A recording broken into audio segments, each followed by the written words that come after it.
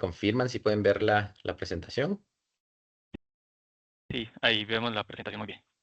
Ahí está bien. Perfecto. Bueno, pues nada, el tema que yo he escogido es un poco bastante amplio, ¿no? Y para 45 minutos, pues creo que me voy a quedar corto, pero un poco el propósito es darles una vista de lo que es mi país en estas cátedras que de paso me parecen muy importantes, ¿no? Para que podamos acercarnos en cuanto al entendimiento. Tal vez muchos de ustedes habrán visitado Ecuador. Y quienes no lo hayan hecho, pues les invito, ¿no? Es un país que tiene mucho que ofrecer y por más que estamos muy cerca, también hay ciertas diferencias que las hacen también interesantes. Bueno, pues a manera de disculpa inicial, la presentación ya la hice de último momento, pero lo que escogí aquí como material, por ejemplo, ahí pueden ver a su izquierda una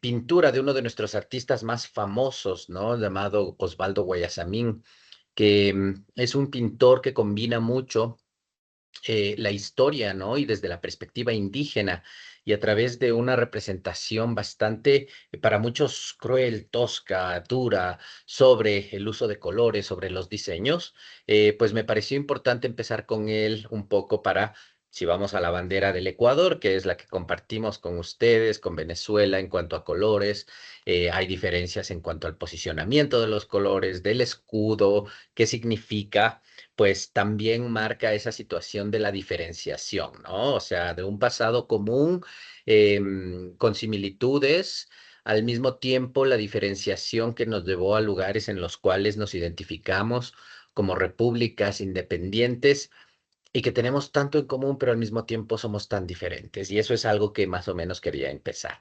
Bueno, el índice que yo les traigo acá, sí cambió, ¿no? Sí pueden ver el índice. Son primero unos datos generales para luego hablar de el mestizaje. ¿Por qué me centro en el mestizaje como tal? A mí me llama la atención, ¿no? Que en nuestros países pues tenemos mayoría de población que se identifica como mestiza y es precisamente esa categoría la que a mí me llama la atención de cómo también sirve para cubrir muchas otras particularidades. Y luego hablaremos un poco de la situación actual, que me imagino muchos de ustedes estarán al tanto, ¿no? De las relaciones entre nuestros países, de lo que está pasando por acá, con los problemas actuales que tenemos. Bueno, empiezo con las generalidades. O sea, Qué el Ecuador es pena, un... Sí. qué pena, profesor, interrumpirlo. Yo creo que no se está viendo, pues no pasó la presentación al índice y ahora las generalidades. Ok, voy a dejar de compartir entonces. Tal vez ahí déjenme ver. Ah, esto es la cuestión del Teams que a veces es un problemita. Sí. A ver, déjenme. mm,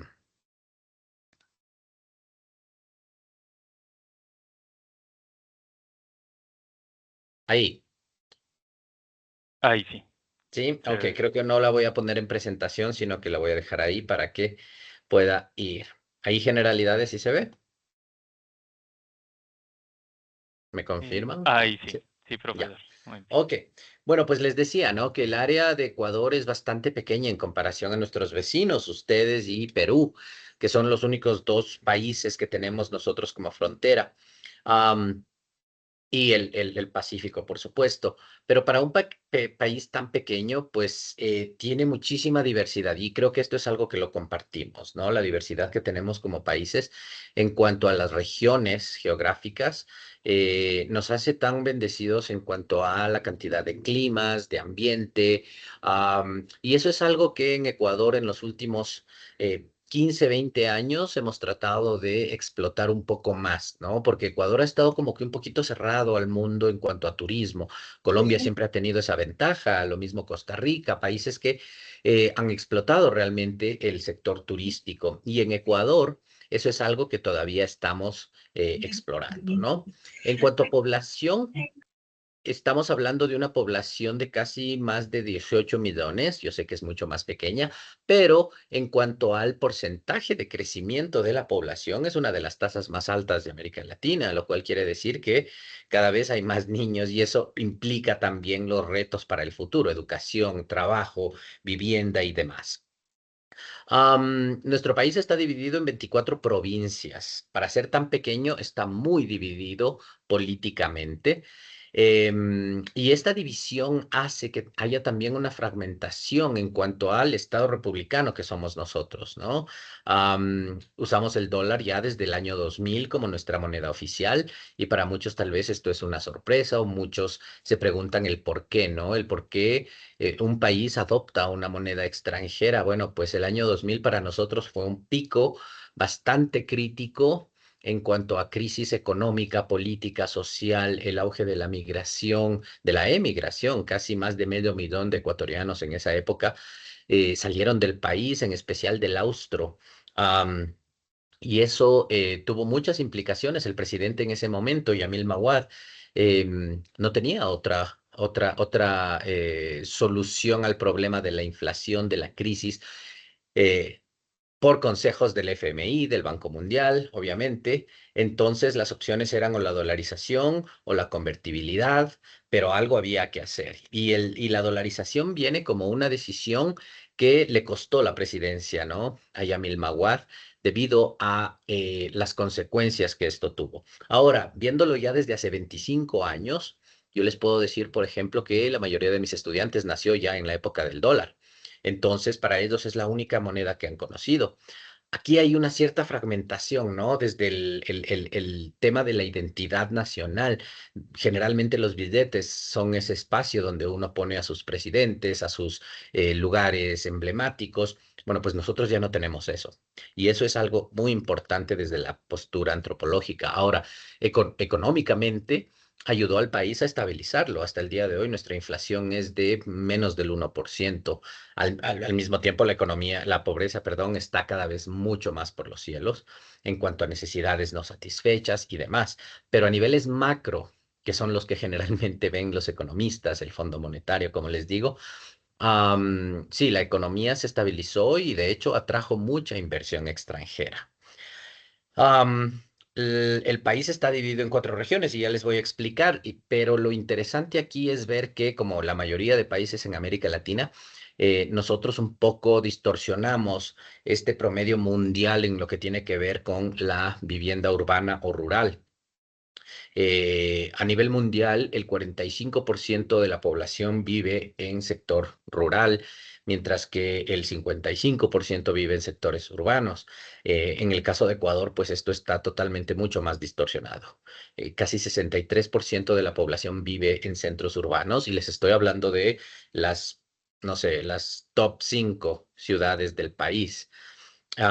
Lo cual dice mucho también del sector rural y no sé si han estado siguiendo las noticias recientemente, pero estamos saliendo de un paro nacional en el cual muchas de las protestas lideradas por la población indígena, con motivaciones bastante válidas también, ha tenido al país en ciertas provincias en un estado de estagnamiento económico. Ahora, para que un poquito podamos entenderlo mejor, el país tiene esta figura, esta forma, ¿no? Y al igual que ustedes, pues la cordillera de los Andes nos atraviesa en la mitad, lo cual hace que el Ecuador sea un país, como les decía al inicio, bastante bendecido por la cantidad de climas y de suelos que tenemos, ¿no? Al mismo tiempo, la cantidad de recursos naturales es impresionante para un país que es tan pequeño y de hecho la región amazónica, la octava, novena zona del mundo más biodiversa.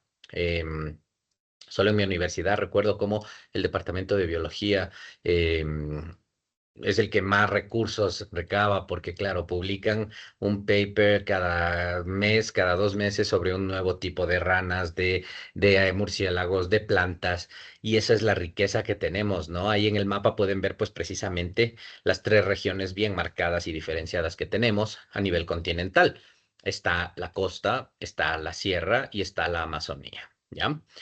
Ahora, adicionalmente, el hecho de que Ecuador también tiene las Islas Galápagos hace de el país pues un laboratorio ambiental bastante interesante. Pero bueno, ¿qué les digo? Si ustedes tienen en Colombia también mucho de esta diversidad en lo que nos parecemos. Ahora, un problema aquí, ya que tengo el mapa aquí, aprovecho para explicarles un poco sobre los problemas actuales que estamos teniendo, ¿no? En cuanto a, en particular, la minería ilegal, ¿no? Y la extracción masiva de recursos. Nuestro petróleo se ubica mayoritariamente acá en la Amazonía. Y aquí, como pueden ver, está resaltado en verde uno de los parques naturales más grandes del país, el Parque Natural Yasuní, el Parque Nacional Yasuní. Este parque, donde al mismo tiempo habitan algunas comunidades indígenas, algunas no contactadas, es el centro también de las mayores reservas de petróleo que tenemos. Entonces se crea el paradigma, pues que creo que muchos acá estamos al tanto, ¿no? El extractivismo versus el ambientalismo y la conservación ambiental. Ecuador tiene una característica y es que desde el 2008 tenemos una constitución bastante progresista, considerados por muchos politólogos así. Hay también muchos detractores de nuestra constitución, incluido el presidente actual, ¿no? En 3 semanas tenemos un referendo para votar sobre la pregunta de si queremos tener una nueva constitución.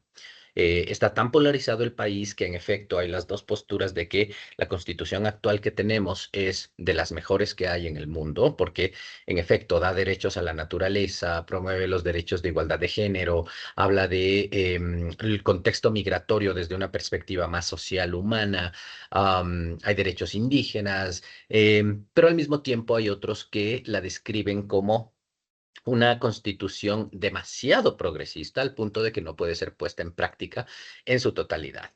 Volviendo al caso del Parque Nacional Yasuní, ese parque, no sé si han estado siguiendo las noticias, pero hace un par de años fue el objeto precisamente de un referendo en el cual los ecuatorianos fuimos consultados con una pregunta.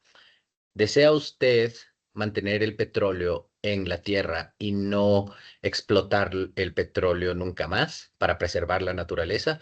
Y 72% de los ecuatorianos votamos sí. Eso es bastante significativo, ¿no? En un contexto en el cual, en el mundo en el que vivimos de tanto extractivismo, de recursos minerales y demás, hace del Ecuador un poco un punto de esperanza ahí, ¿no? En el cual todavía se puede preservar la naturaleza y es la sociedad la que lo pide al gobierno. Em, Obviamente todavía estamos en ese proceso, 2 años han pasado y todavía hay extracción, no tanto como antes, pero sí todavía estamos en un proceso de extracción, según el gobierno. Hay una planificación para dejar de hacerlo, ¿no? Pero al mismo tiempo ha aumentado cada vez más la minería ilegal, la concesión de permisos para empresas extranjeras para extraer, ¿no? Todos estos minerales que tenemos. Continúo ahora, en cambio, con quién es el ecuatoriano, cómo nos identificamos en el Ecuador, ¿no? Y para esto voy a usar, pues, la información que es más común en todos los países y que se utiliza para describirnos, que son los censos. Esta información es del último censo que se llevó a cabo en el Ecuador hace 3 años, 2 años, perdón. Y en ese censo, el casi 78% de la población se identifica como mestizo. El por qué un poco le di ese tono a esta presentación, porque me parece que en América Latina utilizamos precisamente este término para encubrir muchas otras cosas más de contexto antroposocial que nos pueda ayudar para entender más particularidades sobre estas dinámicas. Tenemos casi un 8% de personas que se identifican como montubios. No sé si es que en Colombia también tienen esa categoría étnica de los montubios, pero acá en Ecuador son las personas en pocas que tienen un origen indígena, pero que al pasar del tiempo durante la colonia, como fueron movidos, como fueron llevados a la parte costera del Ecuador, eventualmente empiezan a desapegarse de sus tradiciones indígenas y desarrollan sus propias prácticas culturales. Hay un casi 8% de población indígena, casi un 5% de población afroecuatoriana. Y esto también dice mucho de lo que son nuestras poblaciones minoritarias en América Latina, ¿no? Que generalmente son las más pobres, las menos educadas, las más discriminadas, y esta es lamentablemente una realidad aquí en el Ecuador también. A nivel religioso, pues, ¿qué les voy a decir de nuevo, no? 80% de los ecuatorianos se identifica como católico. Sin embargo, esto es interesante si lo comparamos con el censo de hace 10 años, atrás, en el cual ese porcentaje era 92%. O sea que estamos viendo un descenso en cuanto a la identificación con el catolicismo en la población. Y bueno, mucho ha pasado en los últimos 10 años que hace que esto sea el caso, ¿no? Ecuador, al igual que Colombia, aprobó el matrimonio igualitario hace 6 años. Tenemos una ley nacional parcial para el consumo medicinal de la marihuana. Hay una ley parcial también para el aborto, que no es lo ideal en ese sentido de lo que abogan grupos feministas, grupos que defienden los derechos de las mujeres, pero que para un país tan católico dice mucho, ¿no? El año anterior, al igual que ustedes, pues aprobamos la ley de la eutanasia, lo cual generó un debate social bastante fuerte y marcado. Estos ejemplos los uso más como indicadores del debate social que hay sobre el cuestionamiento hacia temas que suelen venir cargados de un fuerte componente religioso, ¿no? Em, y claro, esto también dice mucho de cómo se dan las relaciones sociales actualmente, como lo vamos a ver a continuación. Ahora, para empezar a entender esta cuestión de cómo se da el mestizaje aquí en el Ecuador, dado que la mayoría de la población se identifica como tal, pero al mismo tiempo eso genera dinámicas de relacionamiento con la población indígena, con la población afroecuatoriana, de unas formas muy discriminatorias. Empiezo, ¿no? Hablando y por el tiempo, pues voy a ir un poquito más rápido sobre las culturas originarias que teníamos acá en Ecuador. Empezando por, bueno, hay muchísimas, ¿no? Más de 30 culturas originarias que están identificadas hace 2000, 13.000, 12.000, 13.000 años antes de Cristo y cuyos rezagos, cuyos vestigios nos dan fe de el proceso de desarrollo en el que se encontraban, ¿no? Culturas como la Machalida en la provincia de Manabí o la Valdivia en la provincia del Guayas o los Quitus asentados precisamente donde está hoy la ciudad de Quito, capital del Ecuador, nos dan fe de este proceso evolutivo en el cual ya había cierto grado de interacción social. Pero no es sino hasta que viene el periodo Inca para el Ecuador. Yo no sé qué tanto impacto eso haya tenido en el sur de Colombia, obviamente, pero los incas para nosotros, yo los suelo llamar como que los primeros conquistadores, ¿no? En el sentido de cómo hubo esta incorporación de las culturas originarias del Ecuador, las que previamente acabo de mencionar, entre otras, hacia lo que es ya el imperio inca. Si nos damos cuenta, pues los incas prácticamente conquistaron toda la costa del Pacífico, incorporando en su imperio a todas estas culturas originarias de Chile, Bolivia, Perú, Ecuador, y en un proceso, en un periodo relativamente rápido, ¿no? Algunos historiadores los han comparado más o menos como el auge y declive del Imperio Romano, que también fue bastante rápido, fueron siglos, pero bastante rápido en comparación a otras civilizaciones como los egipcios, Mesopotamia, China, India. Y eso también dice mucho del proceso de homogeneización que empezó a haber en el territorio ecuatoriano con las culturas originarias bajo el Imperio Inca. Ahora, como pueden ver en la fotografía de ahí, se lo ve a un emperador inca. Su nombre era Atahualpa. De hecho, Atahualpa, el último emperador inca, ya nació en territorio ecuatoriano.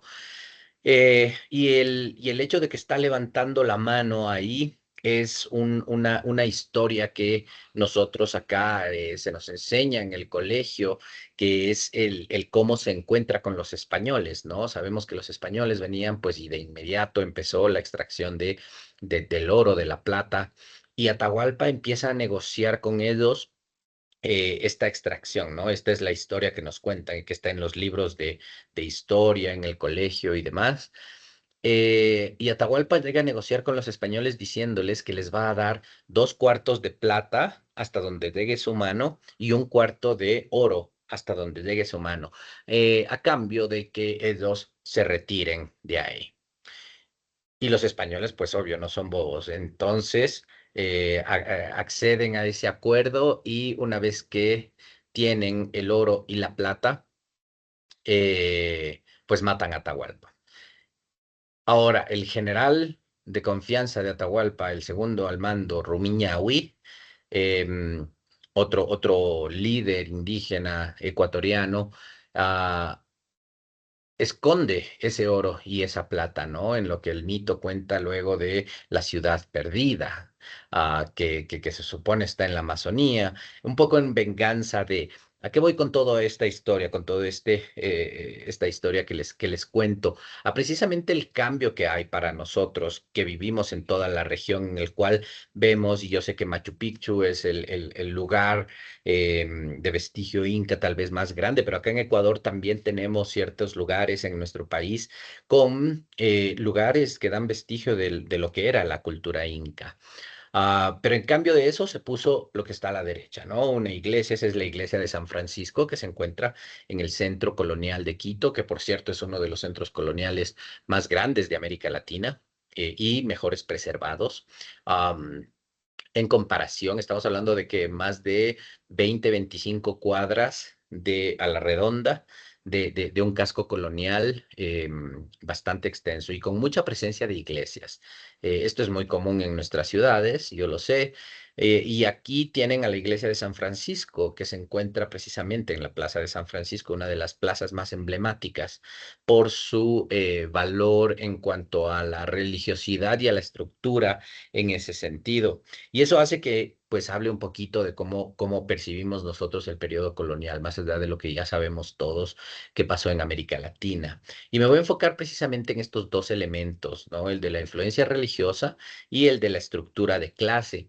El contexto religioso, pues, yo creo que es el que marca, ¿no? Mucho de lo que es nuestra sociedad del día de hoy.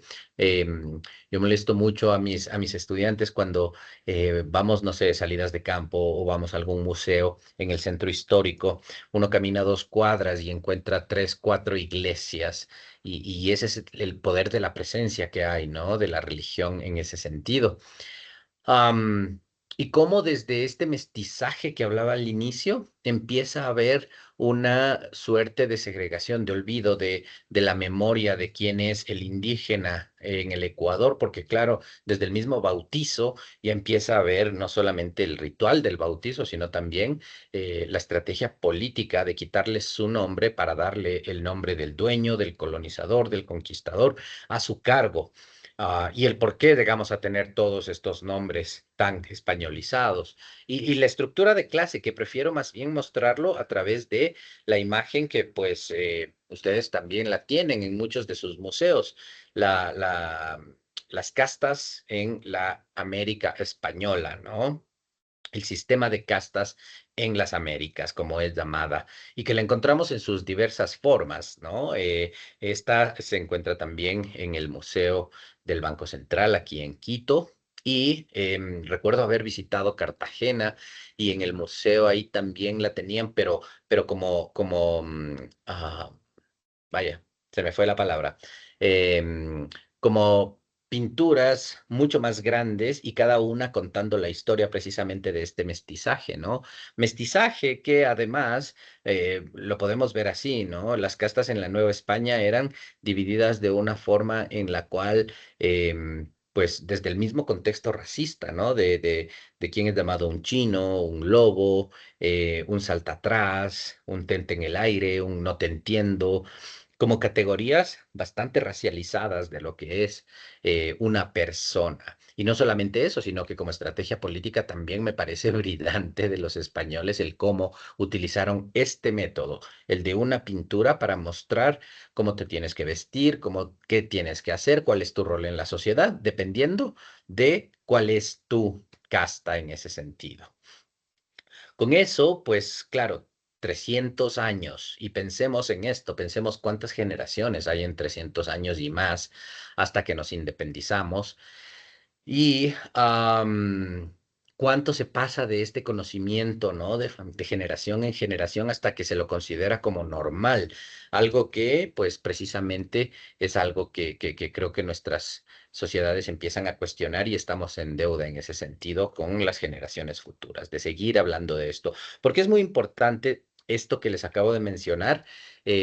Nosotros no lo estudiamos en el texto básico de escuela, de estudios sociales o de historia, no sé en Colombia si es que lo es, ya me dirán ustedes, pero es muy importante el cómo estamos entendiendo esta parte de la historia. Muchas de las protestas actuales que se están dando, lideradas por el movimiento indígena, tienen precisamente estos reclamos, ¿no? De que, porque hay este pasado olvidado, porque hay este pasado que no se cuenta, porque no es conveniente. No es conveniente hablar de precisamente cuántas castas, cuánta jerarquía existía en esa época.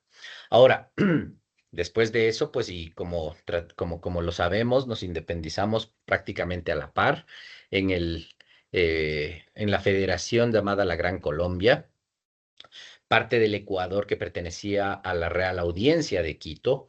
eh, Nuestro futuro hubiera sido diferente, ¿no? Porque nosotros, la Real Audiencia de Quito, era un territorio en disputa entre Guayaquil, que quería ser parte del virreinado de Perú, y Quito, que quería ser parte de la Gran Colombia. De no haberse dado los hechos como se dieron, el Ecuador tal vez no existiría y sería una parte de lo que era la Gran Colombia y otra parte de lo que era Perú. Pero en algún momento llegan a estar en acuerdo y al nacer el Estado del Ecuador ya como república, eso también marca mucho de la identidad actual. El regionalismo que existe en el Ecuador es bastante marcado precisamente entre lo que nos dicen serranos y los que les dicen costeños. Y eso marca también no solamente contextos culturales, sino también económicos. La costa es el lugar de desarrollo económico del Ecuador, perdón, precisamente por el acceso a los puertos, pero hoy por hoy son el centro también de mucho debate y controversia, porque también son los centros para el tráfico de drogas, que es un fenómeno que ha azotado al Ecuador y lo ha tomado por sorpresa en los últimos 5 o 6 años. Y lo digo por sorpresa en cuanto a la población en general, pese a que todos los ingredientes para que esto ocurra ya se venían cocinando desde hace mucho tiempo. Bueno, para culminar un poco con esta parte histórica, la Gran Colombia, ¿cómo la vemos nosotros? ¿Cómo es representada para nosotros? Como un evento en el cual nos ayudó para liberarnos de los españoles, ¿no? Para la independencia realmente de la corona española, pero que solo duró 8 años, porque como una federación no mantuvo la unión entre los estados que la conformaban. La Capitanía de Venezuela, el Virreinado de Nueva Granada y la Real Audiencia de Quito. Y esto hace que para nosotros identitariamente genere una fragmentación porque si es que ustedes el día de hoy preguntan a mucha gente joven, ¿no? ¿Cuándo es la independencia del Ecuador? Generalmente hacemos referencia a esos dos eventos. Uno, la independencia de los españoles con la Gran Colombia y otro, la independencia del Ecuador como república de la Gran Colombia. Y eso es algo interesante. Yo no sé cómo se percibe eso en Colombia, pero acá sí hay esa cuestión, ¿no? Nuestra independencia del 10 de agosto de 1830 en el nacimiento como la República y la batalla de Pichincha el 24 de mayo de 1822 como la lucha realmente por la independencia. Con esto un poco, lo que también quisiera remarcar es que nuestro primer presidente, de hecho, no fue ecuatoriano, fue venezolano, Juan José Flores, y él estuvo a cargo de la presidencia del Ecuador durante casi una década. ¿Qué dice eso realmente también de la construcción de lo que es el Estado, ¿no? Y como muchos de nuestros países, pues los estados preceden a las naciones. Esta consolidación de lo que es la nacionalidad ecuatoriana, la nacionalidad colombiana, venezolana, se da pos, ¿no? Toda esta independencia más política de lo que son las repúblicas. Y ahí es donde un poco quiero desarrollar las ideas de Walter Miñolo, que tal vez lo hayan leído y si no, se los recomiendo muchísimo, en la cual explica él la lógica colonial, ¿no? Desde la colonialidad del poder en la cual se generan todas estas construcciones raciales basadas precisamente en el contexto político, porque así es más fácil controlar, ¿no? Controlar y asignar roles en la sociedad y luego, una vez que se hace eso, viene la colonialidad del conocimiento. Todo lo que se sabe desde el mundo indígena está equivocado, está mal, es ignorante. y por ende todo lo que viene de Occidente está bien, es lo correcto. Y por último, una colonialidad del ser en la cual ya no es necesario hacer nada, porque ya hay una internalización precisamente de estos procesos coloniales, que son algo que pasa mucho acá. Ahora, ¿por qué hablo tanto de esta historia? Y un poco me sirve para llegar a lo que es el presente, ¿no? Que los he dividido un poquito en parte económica, política, social. Empecemos con la parte política del Ecuador. Bueno, pues yo sé que Perú está pasando por esto actualmente, pero nosotros en los noventas pasamos por la crisis de una década llamada la década perdida, porque del año 1996 al año 2006 no hubo un gobierno que pueda terminar su periodo. Tuvimos 7 presidentes en un periodo de 10 años y la inestabilidad política era bastante marcada, en especial por cuestiones de corrupción, por cuestiones de confrontación, por cuestiones de protesta social, protestas cuyos actores son los mismos que el día de hoy están protestando en el 2025. Gente pobre, gente indígena que en su momento, en esa década, y yo recuerdo porque en esa época estaba graduándome del colegio, ¿no? Estaba por recién empezar la universidad, pero recuerdo muy claramente el haber salido a las calles con mi familia, con mis amigos, y todo el Ecuador estaba en las calles protestando, primero contra Abdalá Bucaram, ¿no? Un presidente que solo duró 6 meses en el poder. Ya se imaginarán que tampoco hizo para poder durar solo 6 meses. Y luego gobiernos interinos, y luego el presidente que convierte la economía a la dolariza, Yamil Mawad, y así vamos con una serie de presidentes que no marcan un futuro político en el país hasta que llega el señor que está en la esquina superior derecha, que es Rafael Correa, ¿no? Un presidente de estos que es bastante emblemático y que genera pasión, bien sea de amor o de odio. Un presidente que logró polarizar al país de una manera en la que rescata mucho del deseo y del clamor social que estaba enmarcado en toda esta historia que acababa de contar, de injusticia, de opresión, de sumisión, pero que lo explota también de manera política, de una manera muy populista, para posicionarse en ese escenario político. Em, Él hace contrario a lo que pasó en la década perdida. Él se queda en el gobierno más de 11 años y lo hace a través de un referendo político en el cual llama a una asamblea constituyente que como resultado da la actual constitución que les digo que es considerada muy progresista, pero al mismo tiempo muy utópica. Rafael Correa es el primer presidente en la historia del Ecuador que es reelecto, porque antes no existía la reelección en nuestro sistema político. Y en ambas elecciones, el presidente único en la historia que logra la presidencia de manera directa. Acá en Ecuador tenemos un sistema de elecciones en el cual hay una segunda vuelta, también lo tienen en Colombia. Y en el caso de Correa no hubo esa necesidad de una segunda vuelta porque ganó en la primera vuelta con más, en la primera vez más del 70% de los votos y en la segunda vez con el 58% de los votos. Hay un declive para el segundo mandato, pero aún así sigue siendo mayoritario. Estamos hablando de ese periodo de tiempo en el cual en el Ecuador empieza a haber inversión en educación, en salud, en infraestructura, o al menos esas son las políticas que nos hace ver el gobierno, pero al mismo tiempo hay políticas de difamación de la oposición, de bloqueo de la oposición, de situaciones que hasta el día de hoy se está cuestionando sobre si ese fue el periodo en el cual también hubo un auge o permisividad hacia los grupos. Eh, Grupos organizados de delincuencia o al tráfico de drogas y que empieza a haber toda esa polarización de la sociedad.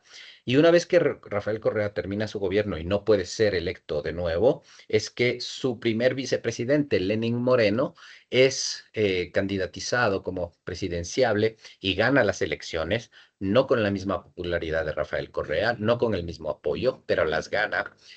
Y literalmente le tomó 2 meses esa alianza con Correa para luego convertirse al lado totalmente opuesto. Y Lenin Moreno, un presidente que termina con una aprobación del 7% de la población, la más baja en la historia, creo yo, del Ecuador, Es un presidente que es marcado también por una suerte de desconocimiento ideológico para la población. No había mucha claridad hacia dónde iba el Ecuador en cuanto a las decisiones. Tampoco ayudó que a Lenín Moreno le tocó sobrellevar la pandemia. Y la pandemia a nosotros nos afectó de una manera bastante grave, al punto de que también se convirtió en otro de los factores que aumentó precisamente el contexto del el narcotráfico.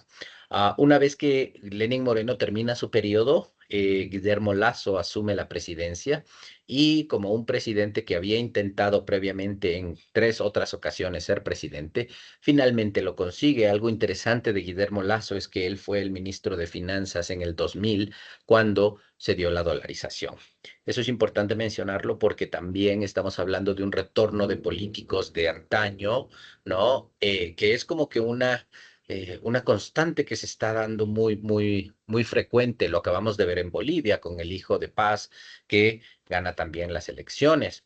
Pero como pueden ver, Guillermo Lasso no termina su periodo y no lo termina porque fue derrocado, lo termina porque él se auto elimina del gobierno a través de un artículo en nuestra Constitución, que es el artículo, si no estoy mal, 462, que habla sobre la muerte cruzada. ¿Y qué es la muerte cruzada? La muerte cruzada es un artículo de la Constitución que, bajo tres circunstancias de conmoción interna, de corrupción o de incapacidad mental, bien sea el presidente o bien sea el Congreso, pueden eliminar el gobierno, pero eso implica el llamar a elecciones inmediatamente, que fue precisamente lo que hizo Guillermo Lasso. ¿Y bajo qué contexto lo hace? Pues unos días antes de que se dé su juicio político, porque él estaba siendo enjuiciado por el Congreso por situaciones de corrupción y demás. Es ahí donde entra nuestro actual presidente, Daniel Noboa, un joven de 37 años ahora, pero cuando se candidatizó era de 35 años, que es el límite mínimo para la presidencia en el Ecuador para ser candidato. Y un poco de Daniel Noboa, bueno, nace en Miami, en Estados Unidos, hijo de em, Noboa, padre, dueño de, pues, las mayores empresas bananeras del Ecuador y no solamente el banano, sino otras muchas más industrias de las familias más potentadas.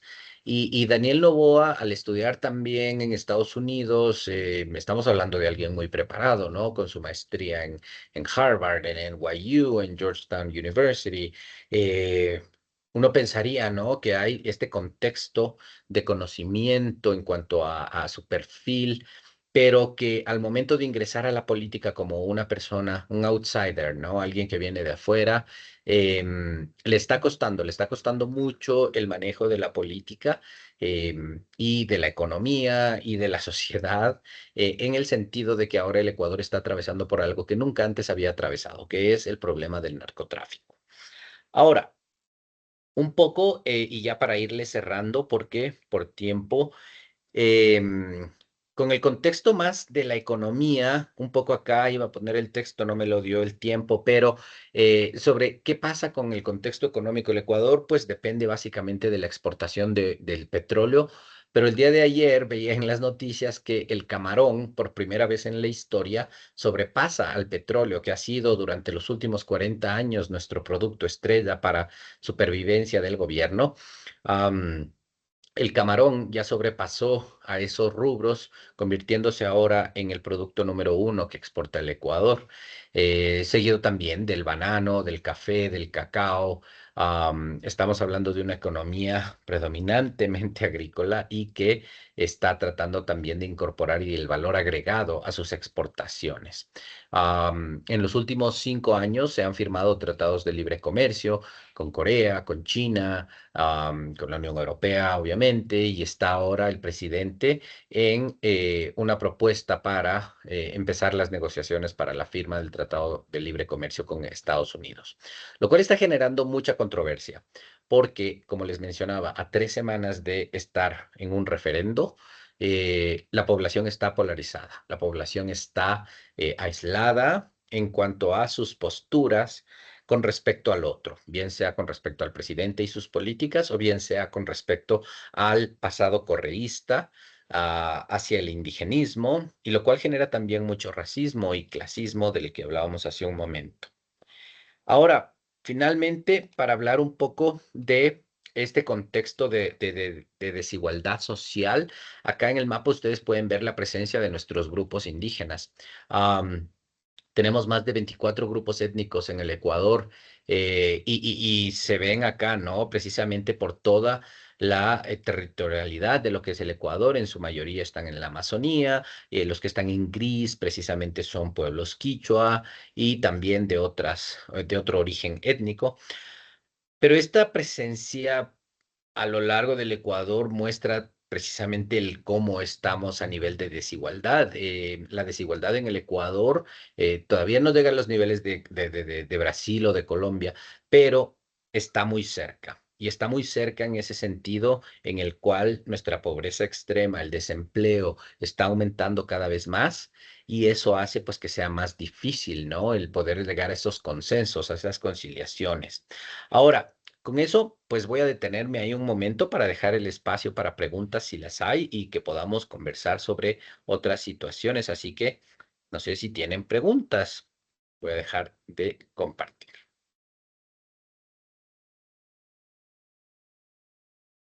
Muchísimas gracias, profesor.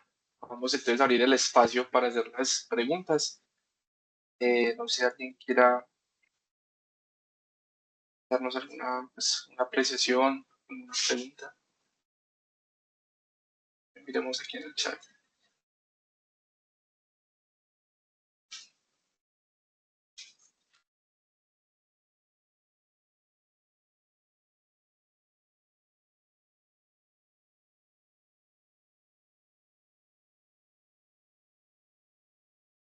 Aquí nos pregunta Katy desde el chat. ¿Cómo se configuran las nuevas formas de segregación, convivencia y resistencia en las ciudades ecuatorianas? A ver, Katy, yo te diría que es un análisis muy interesante hacerlo, pero que tomaría el hacerlo ciudad por ciudad y región por región, porque el regionalismo es bastante marcado. Tú miras, por ejemplo, y a través de los lentes de el contexto de seguridad que estamos viviendo, que es bastante precario, han aumentado los niveles de violencia y de homicidios y feminicidios en el Ecuador como nunca antes los habíamos visto. Y generalmente se le atribuye, por ejemplo, a las ciudades costeras como las más peligrosas del mundo. Ecuador ahora tiene tres ciudades, particularmente Guayaquil, Durán, Portoviejo, como las más violentas del mundo. Están en el ranking de las top 10 más violentas del mundo, más peligrosas del mundo.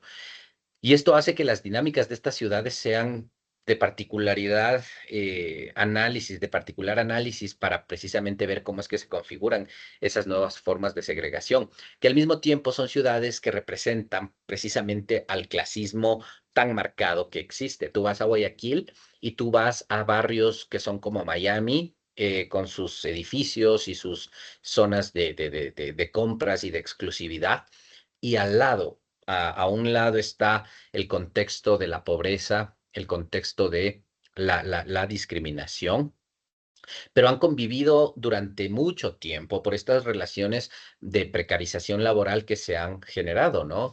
Las personas que trabajan en estos pueblos aledaños a este mini Miami suelen ser las personas que ayudan con la limpieza, jardinería, servicio, en todos estos elementos. Algo muy parecido yo lo veía, por ejemplo, en Cartagena, ¿no? Para un poco comparar y verlo fuera de la ciudad amurallada. Yo fui invitado a unas universidades en Cartagena para dar unas charlas, y me impresionó mucho de ver también ese contraste. Y al mismo tiempo, si tú ves en las ciudades de la sierra, en Quito, en Cuenca, Cuenca y Loja, al sur del Ecuador, están experimentando niveles de violencia que no los vivían antes. Ahora, Guayaquil se ha caracterizado por ser la ciudad más violenta en los últimos 5 años. Te pongo un periodo solamente como referencia. y de repente esa violencia empieza a esparcirse a otras ciudades.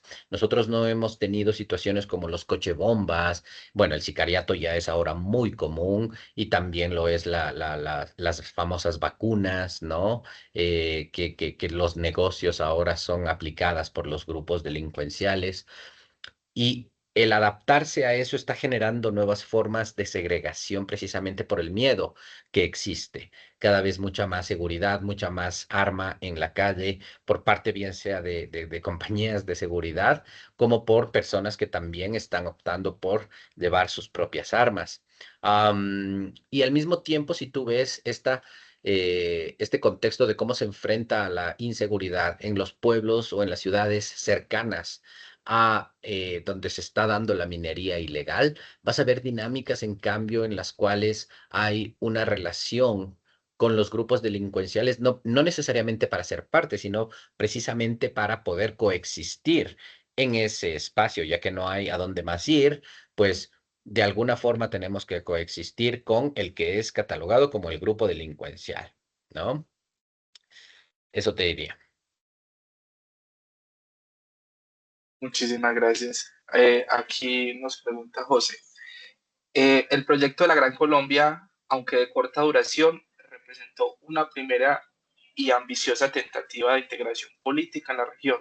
Desde un análisis socioantropológico, ¿qué huellas o fantasmas de este proyecto fracasado persisten en la construcción de las identidades nacionales de Ecuador? Wow, bastante complejo y solamente esa pregunta yo creo que da para todo un análisis, ¿no? Porque precisamente estos fantasmas de lo que es el proyecto Gran Colombino, yo creo que dejan la secuela de el cómo es que precisamente construimos nuestra identidad como ecuatorianos. ¿A qué me refiero? En el Ecuador hay muchas identidades nacionales, ¿no? Tenemos todas las identidades, las nacionalidades indígenas, pero al mismo tiempo son socavadas, son discriminadas por esta construcción de la identidad nacional. Ahora, en el Ecuador hay muchos que hablan sobre cuándo es que uno se identifica como ecuatoriano y es cuando juega la selección de fútbol, es cuando estamos hablando de algún contexto, porque contrario a Colombia, a México, en donde yo veo tal vez situaciones que podrían integrar un poco más, el regionalismo acá es muy fuerte y eso hace que pues haya quedado esta división que yo les comentaba sobre lo que fue la Gran Colombia para nosotros, el que Guayaquil y la costa en particular hayan marcado esa línea de división entre que somos muy diferentes. Hay mucho contexto discriminatorio, desde la misma comida, ¿no? Un ceviche en la costa versus una fritada en la sierra. El uso del mote, el mote le decimos acá al maíz blanco. El mote, la papa, el cerdo son muy comunes en la sierra ecuatoriana. Son productos que se los hacen diversas formas, bien sea una fritada o un hornado. Mientras que el ceviche, que tiene también sus varias formas, bien sea en la provincia de Manabí, en la provincia del Guayas, que los hacen con diferentes ingredientes, marcan esa división, solo por ponerte un ejemplo, ¿no? De lo que es precisamente ese proceso en construcción de lo que es la identidad ecuatoriana. Ha habido muchos factores, muchos momentos, perdón, en la historia en las cuales ha habido intentos por parte de gobiernos y por parte también de la sociedad para hacernos esa pregunta, ¿qué quiere decir el ser ecuatoriano? Y más allá del contexto histórico, también están los relacionamientos que se producen de ahí, una sociedad bastante familiar, ¿no?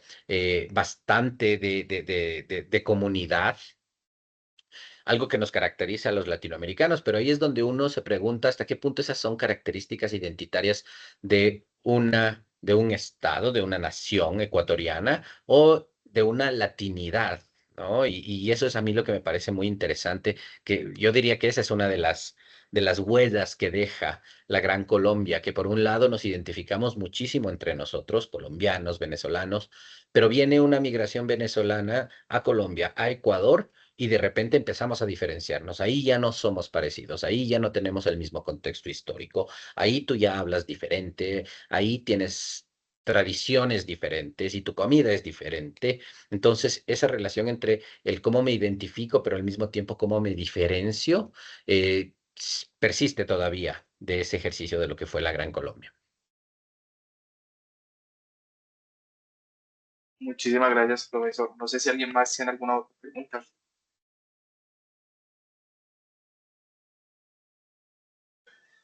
por el chat. No, yo creo que no, no, eso es, pues, no tienen más preguntas. Profesor, nuevamente agradecerle de verdad por el espacio. Creo que estos espacios son muy interesantes por el tema de cooperación entre instituciones, de seguir trabajando de manera conjunta y mancomunadamente. Las puertas de la Fundación Universitaria Católica del Norte siempre ahora están abiertas para ustedes y poder tener otra oportunidad de trabajar juntos nuevamente. Muchísimas gracias a ustedes por la oportunidad y me parece muy, muy buena la iniciativa. Y nada, ahí seguimos en contacto. Te agradezco muchísimo. Muchísimas gracias también a todos por participar, por ser parte de este espacio. Si quieren repetir algo que no entendieron o algo, la grabación queda subida a YouTube del canal de Pastoral y Bienestar para que lo tengan muy presente, muchachos. Listo, Muchas les agradezco gracias. nuevamente. Que Buenas estén muy bien, noches. profesora. Hasta Hasta luego. luego. Que estén muy bien.